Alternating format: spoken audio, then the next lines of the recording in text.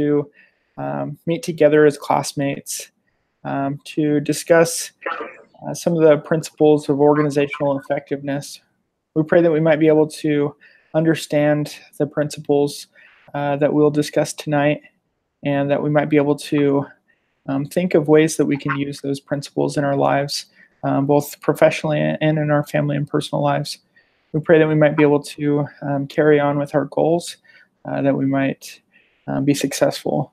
And we also pray for Casey and Jonathan, who were not able to make it yet, that they might be able to join us either tonight or next time, and we might be able to help them as well.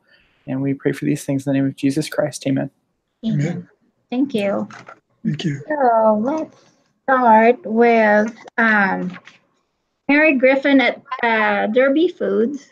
Mm-hmm.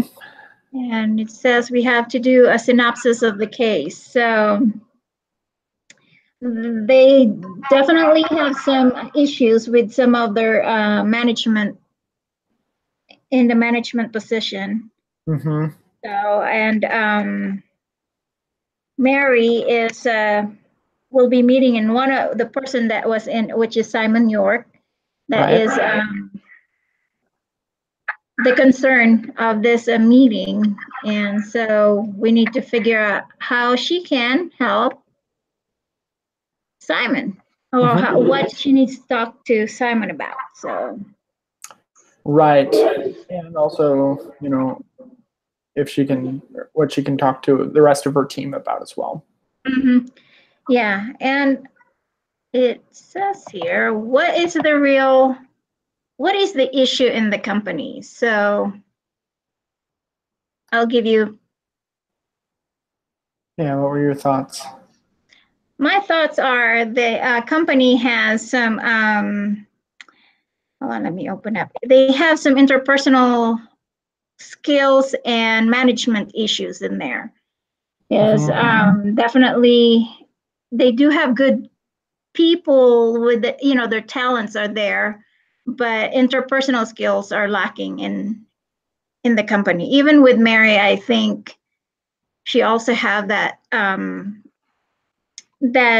weakness in there, because she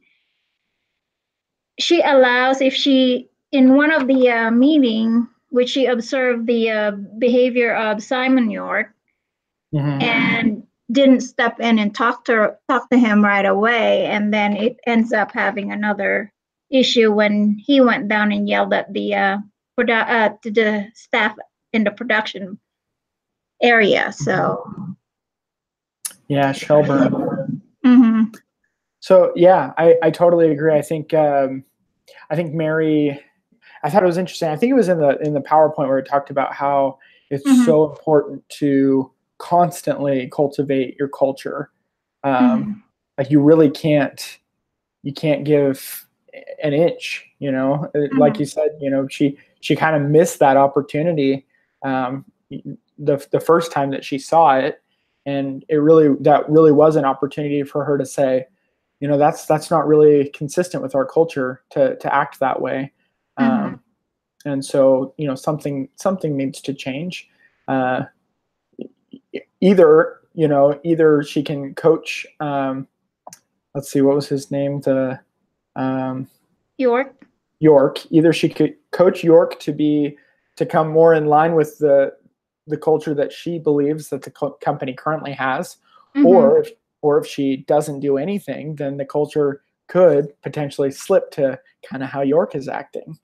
It's kind of interesting that there's not really any middle ground. Either you keep your current culture or you let it slide to something else. The culture is constantly trying to kind of move back and forth, which is really interesting. Yeah, and it's also starts with the top leadership. If you want to change the culture, you have to start from the top and be an example yourself to your, you know, downline. And like for Mary to allow what's his name, the guy John Shelburne to just approach her without setting up an appointment, so they can all discuss, allowing it to kind of vent out right there. We don't know if it could be in a hallway or some other employee can hear it. And that for me as a manager, if somebody has a concern, pull them into a private area where you can discuss it, so it will not create a domino effect to others. So. Yeah, I think, I mean, I don't know if I necessarily have, I mean, I think it could be better to have that conversation in a private setting. But I think that, you know, you really want to have your whole team on the same level. Same page. Exactly. So even if someone did overhear that conflict, you know, I would hope that they would be able to kind of make the decision, you know, is this something that I can help with, or is this not really, you know, any of my business? Is it completely out of, you know, my realm of things? So I don't know if I necessarily have any issue with the way that Shelburne approached Mary, but yeah, but definitely I think, let's see, what was the question that we're on?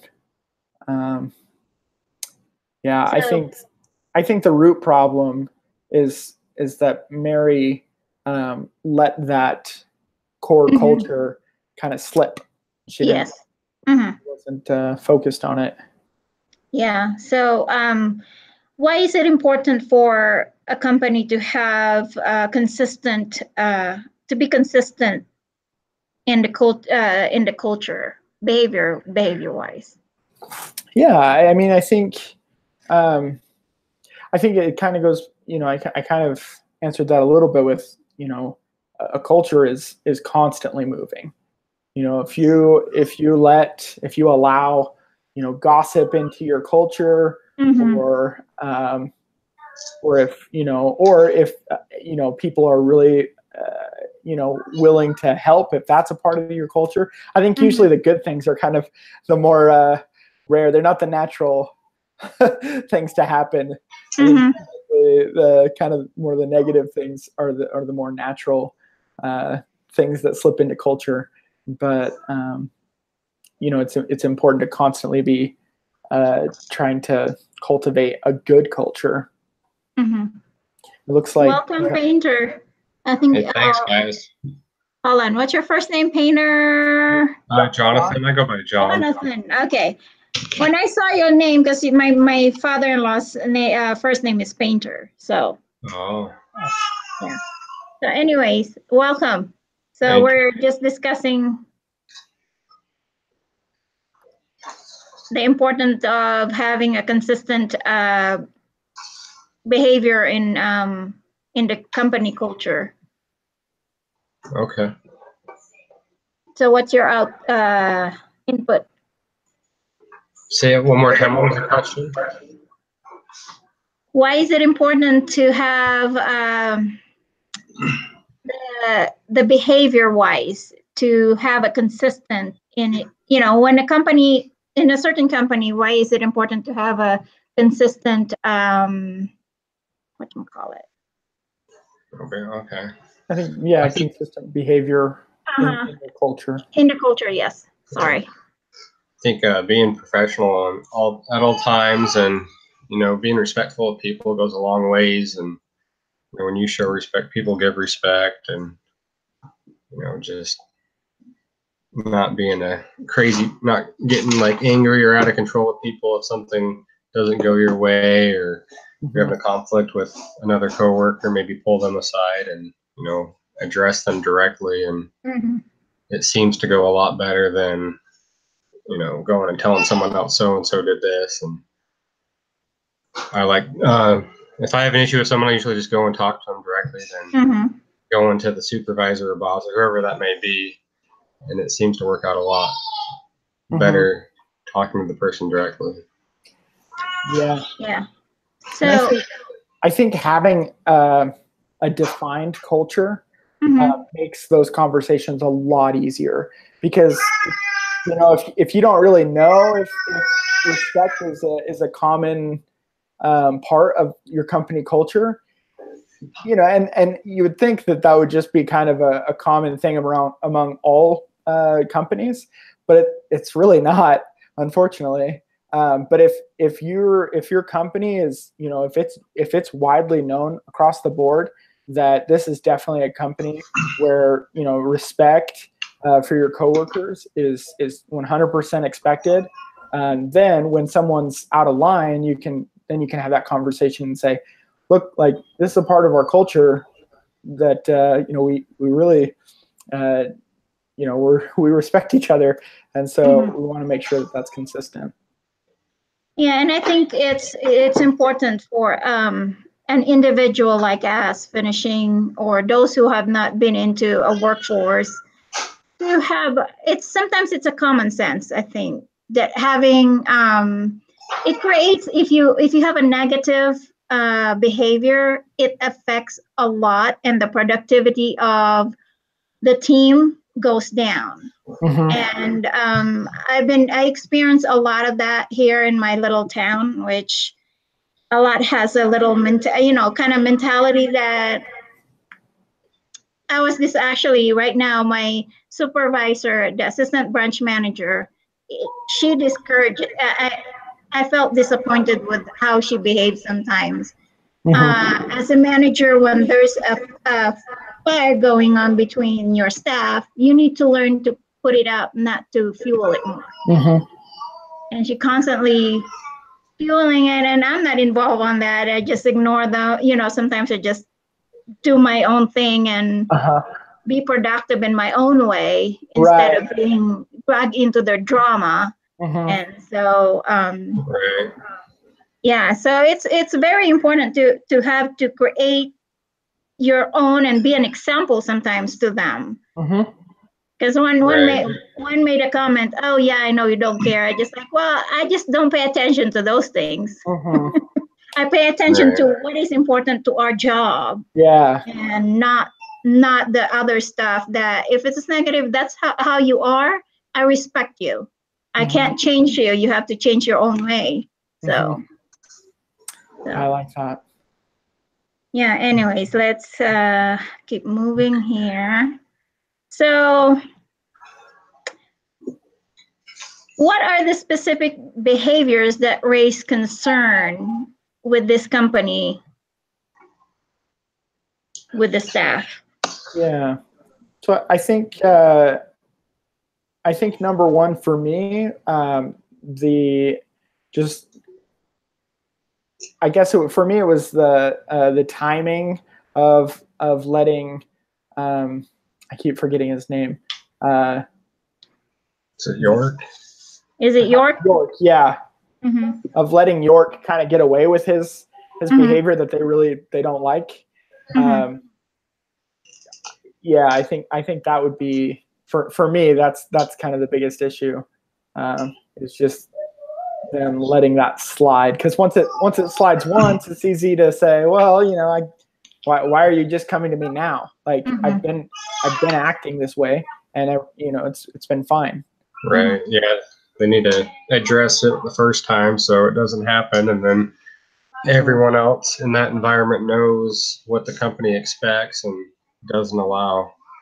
Then I would think other people below him or other managers or people in those roles would think, well, I can get away with stuff too, or the company doesn't care how we're treated. Yeah. Well, for me, it's the way he publicly reprimand that or demoralize the team member when they were presenting. That he's just like, sorry, that this should not happen, the mistake, and then the team behavior just like completely changed. And I think it's those behavior when somebody thinks that he's it's just one person's fault, even though it's a team.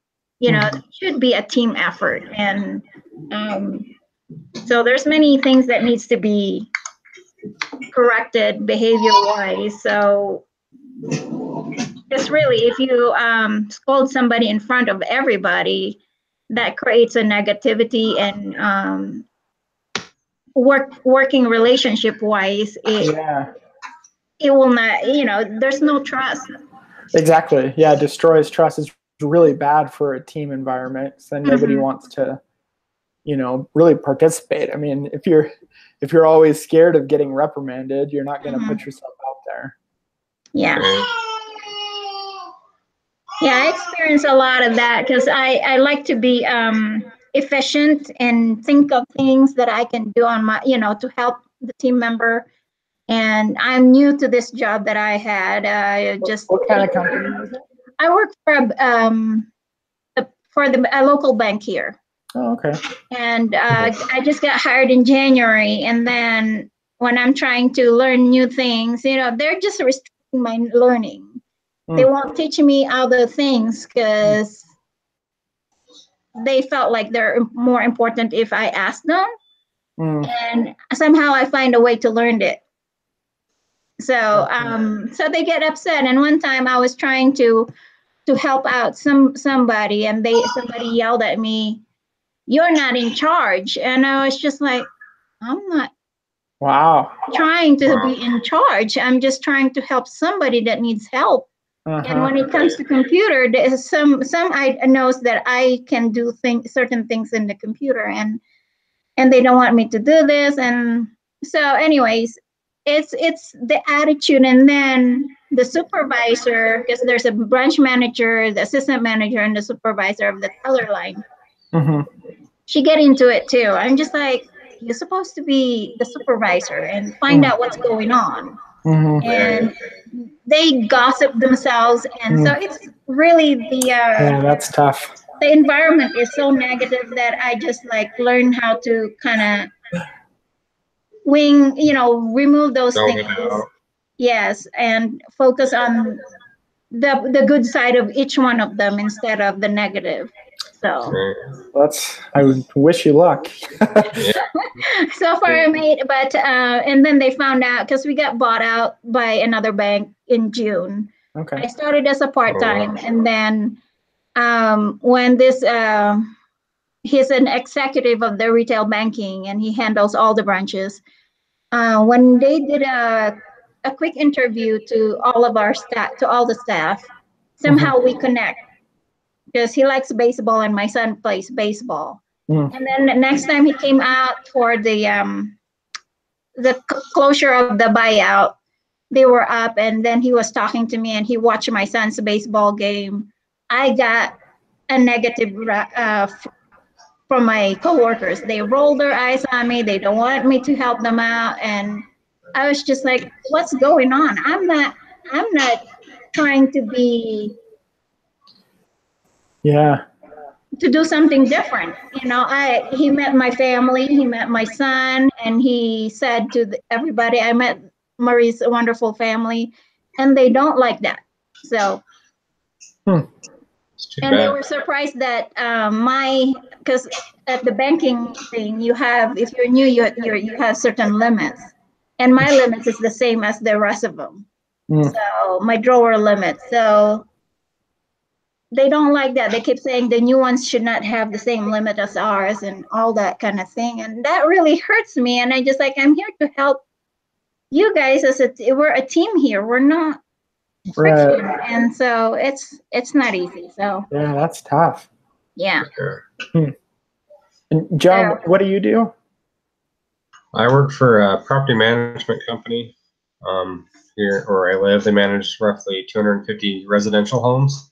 Okay. And so I'm on the maintenance side of things. Okay. So there's 3 guys that do the maintenance, and then we do other contracting work outside of that too as well. So we stay pretty busy, and so I run in with the tenants and homeowners and upset people. Okay, cool. It's kind of a maintenance handyman. Yeah. Do you normally just do you do jobs mainly by yourself, or is it the 3 of you kind of? On maybe 2 days out of the week, I'm with one of the other coworkers, but usually it's by ourselves unless we're doing a bigger project. Gotcha. And either all 3 of us are together. But. Right. Cool. So, what about you? What you do? I just started a new job. Congratulations. Thank you. Yeah, it's my 3rd week. Actually, my first day was the first day of class. So I work for a recruiting office for Southwest Airlines here in Denver. A satellite recruiting office. So yeah, I help with I'm an office coordinator, so I help just make sure that that the recruiters, when they do hire people, I kind of work on the back end of getting their background checks done, and then I also help out with the new hire orientation on their first day. So I explain some of the benefits. But it's a HR position. It's a really small office. There's only 6 people in my office. Oh, okay. Oh wow. Yeah, but so it's been really cool. And then just this week we started hiring for internal. Well, we're hiring for flight attendants, which is probably our most popular position. And I think we took 28,000 applicants, and the hiring or the application period was only open for I think maybe a couple weeks or a month. That's a lot for. How many were you hiring? I think they're planning on somewhere between 12 to 1,500. It's a lot of applications. Yeah, and then internals.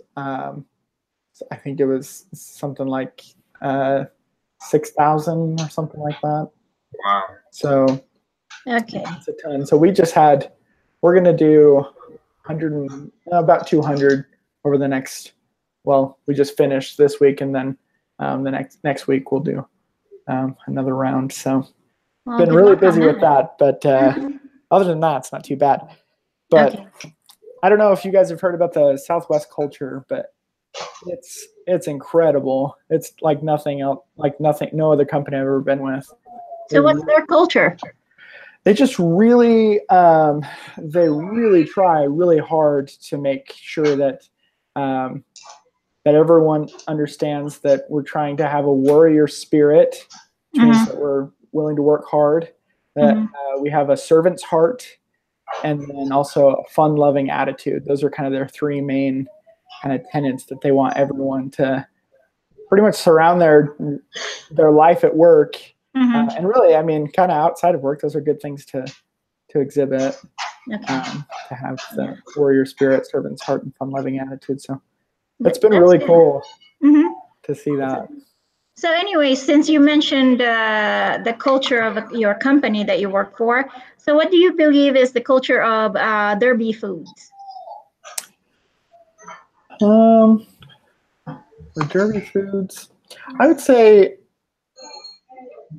they have a standard professional culture, which to me is kind of not very well defined, unfortunately. I think that they are obviously a good company if they've been in business for a long time. But they still have quite a few issues, obviously,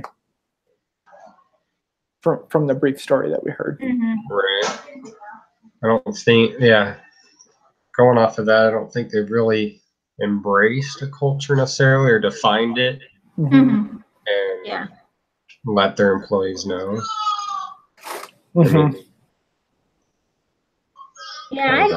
Passion and drive. Yeah, since it was not pretty much mentioned in the, I don't remember seeing it, but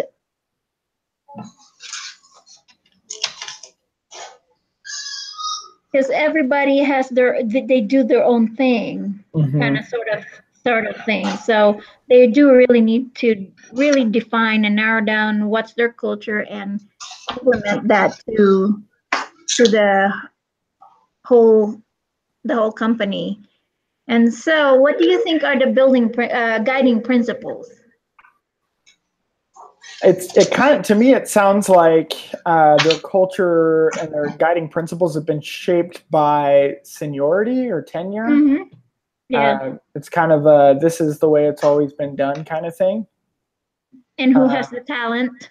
Exactly. Right. Yeah. Yeah. I mean, because for Shelburne to kind of bust in and say like, this guy is way off base. Like, this is not how we do this. And yet, like, I don't think it was really explained to York, you know, how they do things. That's kind of why I say that I think it's kind of like, this is not how it's done. Kind of thing. Yeah. Right. So, what do you think are the beliefs that supports the culture? I think they can do whatever they want to do when it comes to leading their own team. That there's not really, hey, it's a team. It was not it was not given them the set of mind that you work with your team. You're not, you know, even though you're the manager, it's a team effort, not just your effort. So. Right.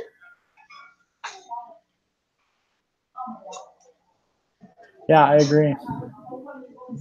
So, anyways, the next one is, what are the corporate politics and how can it affect culture? Well, I think it kind of goes back to that seniority thing. Definitely, it seems like there's a hierarchy of when people have entered, and you know, it's really it's causing Shelburne to really be upset. Yeah, that's true. His team upset. Now it's causing Michelle, or what was her name, Griffin, Mary, to have some issues. Yeah, because was it? It's kind of like a chain reaction. York just got promoted, isn't it? And then, so there's the envy thing going around because of the politics, and because what they do is promote somebody that is more talented, even though sometimes they don't have the leadership quality. And corporate, I've been in, this is my second corporate, the new corporate, new company that took, that bought out our previous bank. It's in a corporate setting. I used to work, not last year, a year before, I worked for Wyndham Vacation Ownership, the timeshare, and I did process the timeshare contract, and we run the you know, their credit score and all that. But politics in corporate, if you are not, sometimes I question, why is that person sitting there, even though they have completely no clue how to do things or no leadership skills, because they know somebody. They know somebody on top. And for me, I don't use that, even though our executive connect with me in certain ways. Probably he sees, because I dress, you know, for me, to meet the higher up, when they visit your site, you need to dress up. Dress up for success, dress for success, not just your regular thing. You want it to be noticed that you are capable of doing something, that you have the ability, that you have something that you can contribute to the company. And my thing is that my own philosophy, I want to climb up the ladder in a way that acknowledging my talent, not because who I know in the company. I want them to promote me because they see I have the potential and I have something that the company needed. So, but other people think differently. So yeah, it's really affecting the whole company if they think that way. Hey, I know that person, I can be promoted or something, or that's a leverage, or you know, even I know that person and we're connected in LinkedIn. I don't talk about work.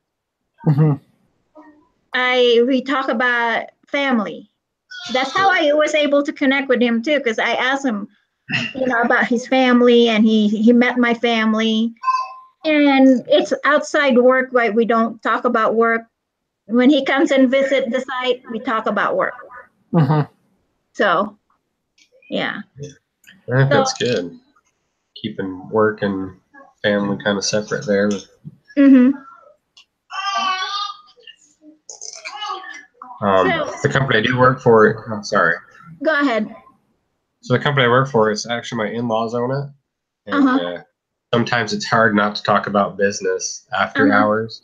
Yes.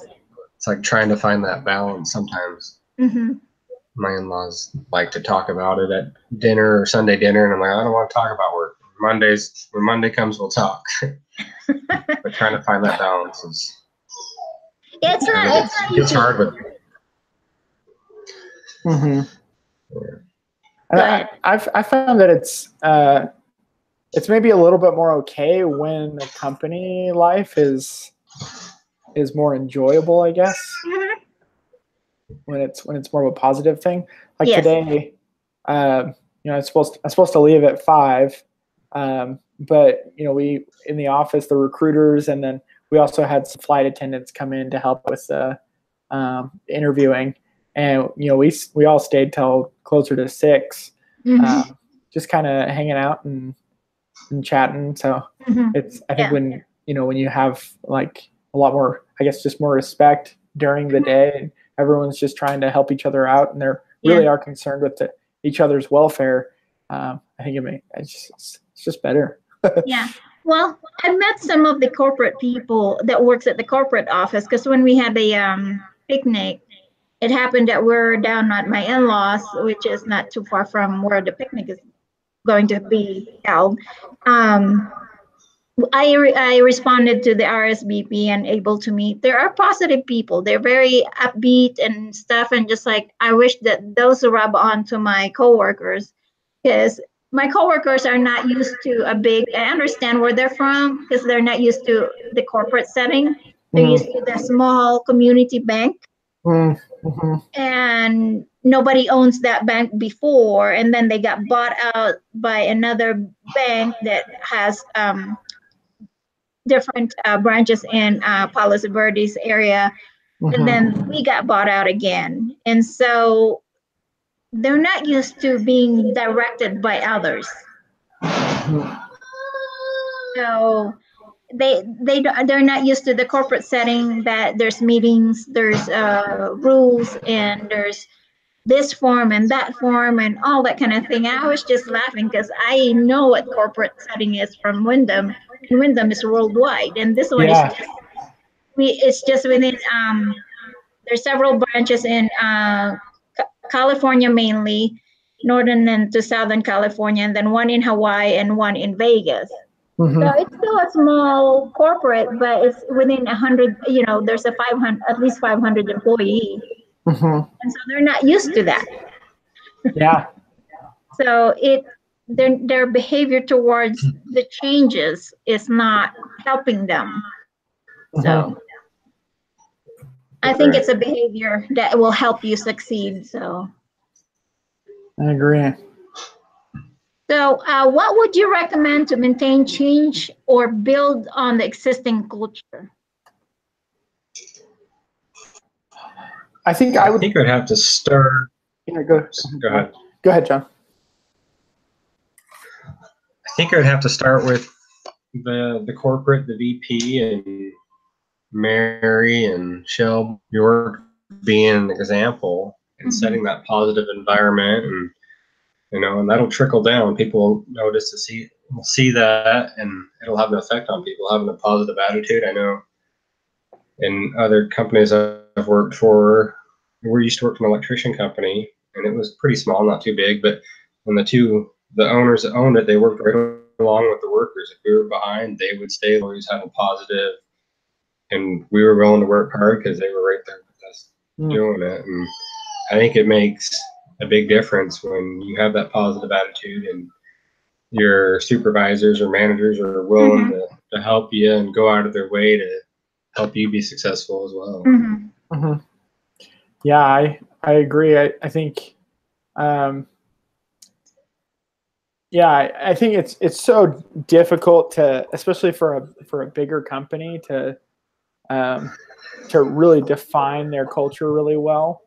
But I think it kind of just starts. It definitely has to start from the top, and just maintaining those core values, the principles that you want everyone to live, and just making sure that you live them relentlessly.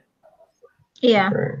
It is very important that Mary herself need to set the standard, and I would recommend that they need to change their culture really and focus on working as a team and create the positive and trusting environment. And because it has an effect. When I was working, because before I worked for Wyndham, I was working at the townhouses, which I'm assistant property manager to my boss, because I'm not licensed property manager, so I'm his assistant, but I pretty much do all the job.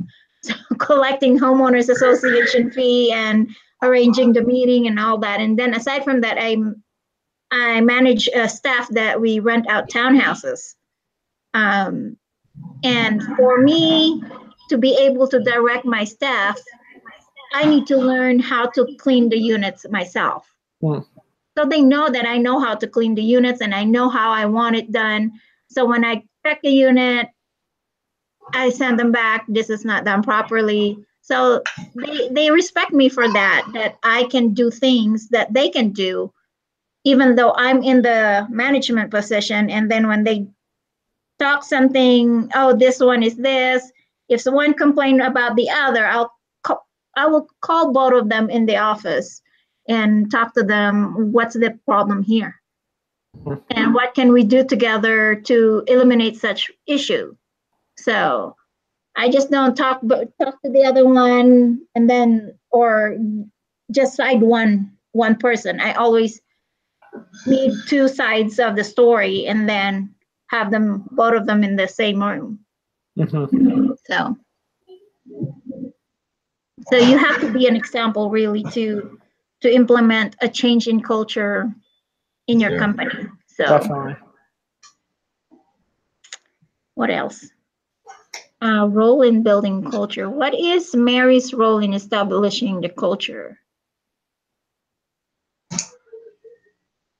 I think you kind of answered that just now. Just that she really has a huge opportunity and an obligation to set the example, and show that respect, and be the kind of the first one to show that and try to resolve the issue.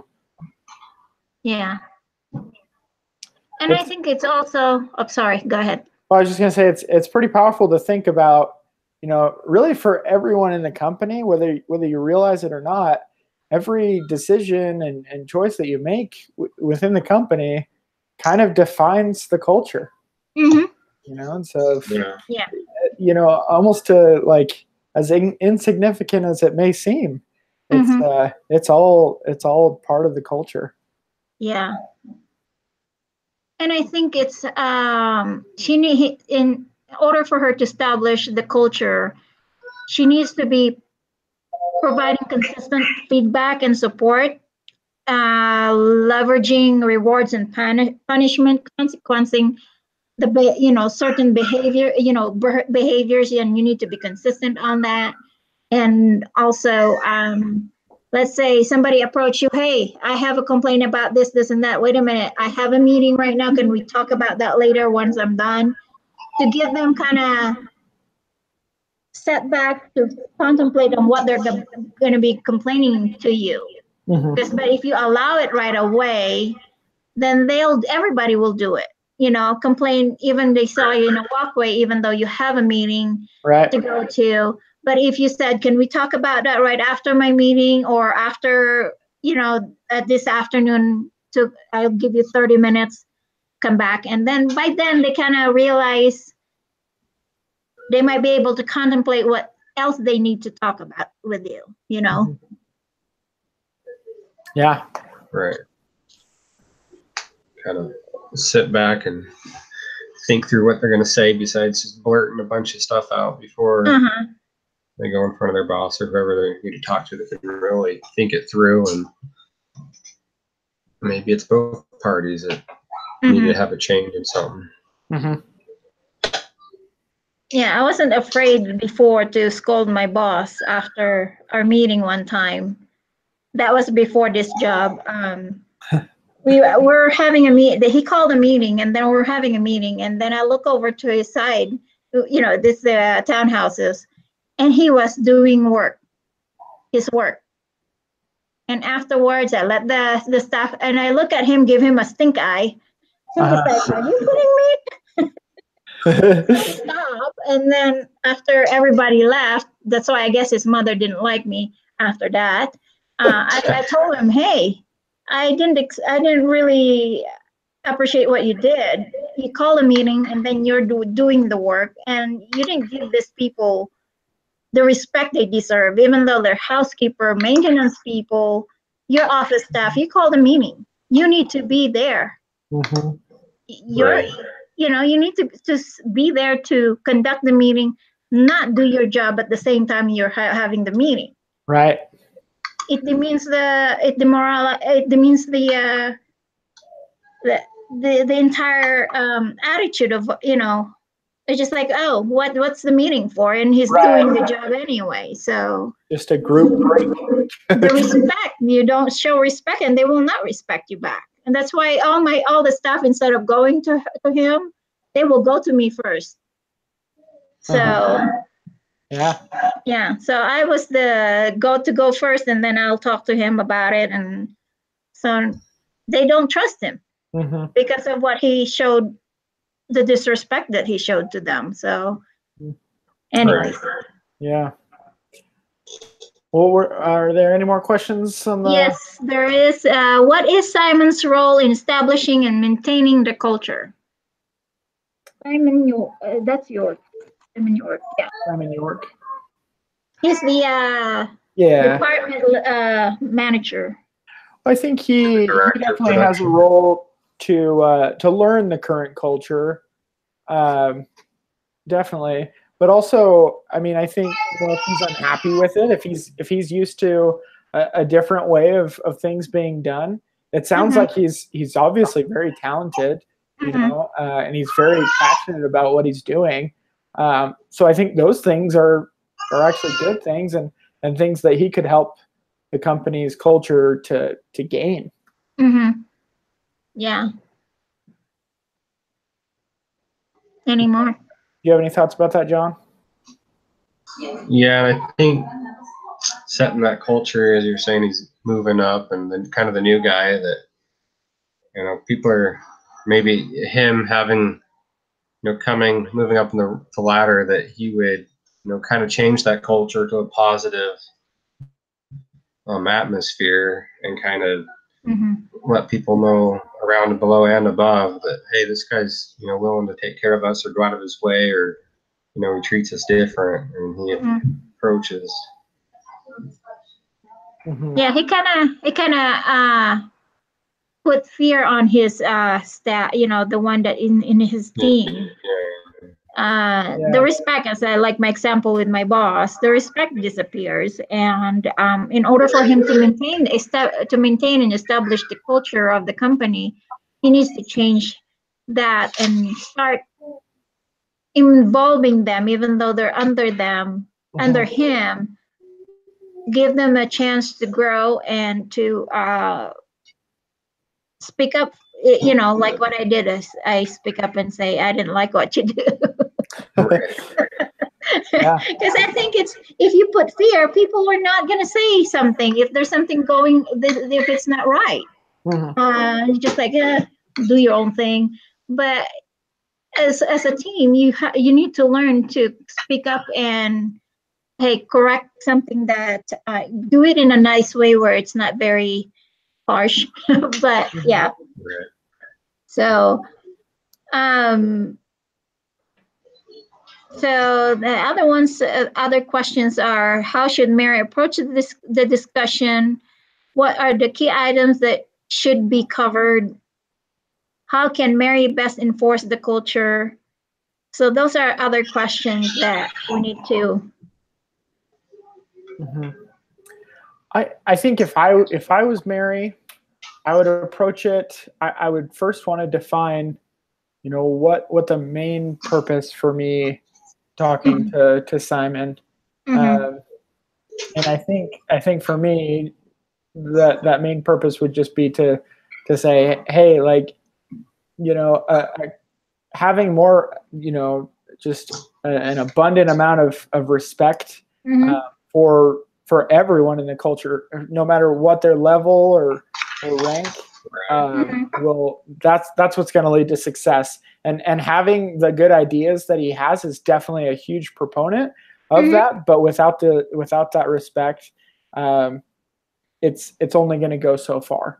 So I think I would want Simon to know from me that I definitely appreciate all the hard work and the innovation, and that's not going unnoticed. But it's going to go so much further with a softer attitude. Yes.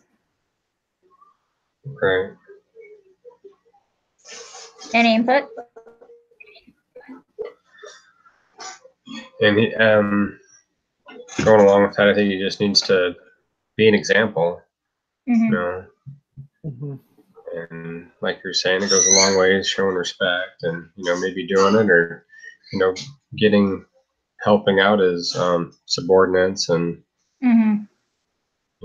maybe having an open door policy, like having a meeting with his team and kind of set that culture and say, hey, we're going to start over today, and that's what I expect, and you come and talk to me, or however. Yeah.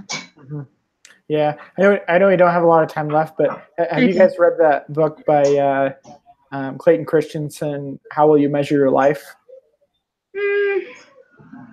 I don't think so. No. It's really good. A big part of it is he talks about.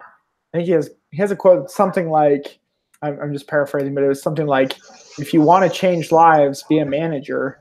And he mentions, like, if you think about it, like, your managers are sort of in charge of a majority of your waking hours, 8 hours a day.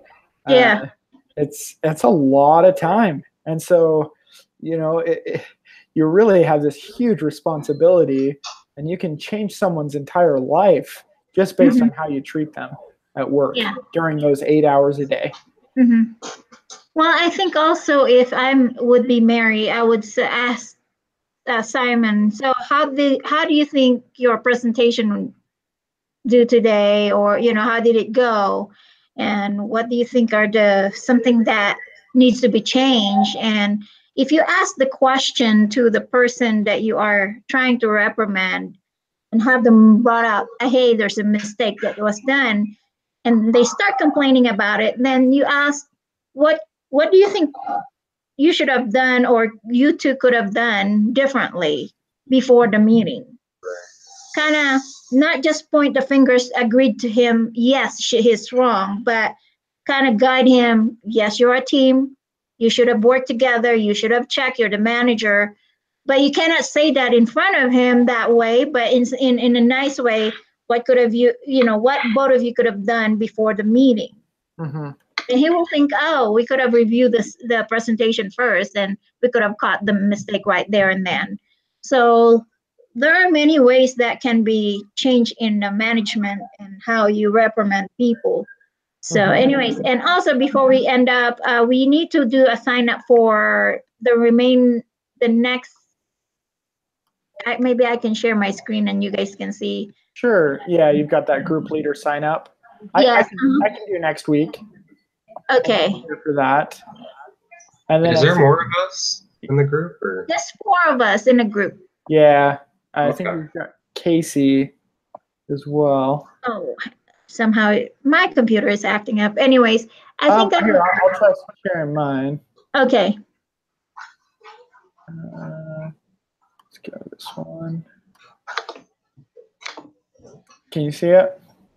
Yeah. Okay. So we're on lesson 3, right? Yes. You did lesson 3. And then I'll do lesson 4. And then John, do you want to do lesson 5? Yeah, I can do 5, yeah. John, what was your last name? Painter, Paynter. Paynter, like that? Yeah. Okay. and then we'll have Casey do, and then we'll just restart that order. Yes, and then I will get the lesson 12. Okay. Yeah. So I will submit that to hold on. Can you email me that copy? Yeah, I will. I'll finish it. I'll put the emails in, and then I'll just send you the email so you can send it to Brother Lamphere. And I will resend it back to everybody, including the link for tonight's meeting. Okay. So yeah. So don't forget, for next week, there's an group discussion agenda that you have to click on it and guide the discussion from there. So. Well, I think if I was reading it right, I think we just do we just post? Let's see here. Go to the case study and click start a new thread. Access the agenda. So there's always agenda. There's those little link you have to click on those. Yeah. Right. So don't forget that one next week. Group leader. But for this one, are we just posting the link for this meeting on that? I will post it onto the discussion board and also send the email to everybody. Right. Okay. Yeah. Perfect. Yeah, that's what I was. Okay. Because we might need to, I don't know if we have to do this to use it when we do the self-assessment or something. I don't know. So yeah, I'm not sure, but I'll get this document over to you. Okay. Thank you. We'll plan on the same time next week. Next week. Yes. Okay, then. Well, you guys have a good night. Thank you. You as well. Thank you. It's nice meeting you guys. Yeah. Yeah, nice to meet you, and looking forward to work with you guys the entire semester. Definitely. Okay. We'll see you next week. Okay, bye.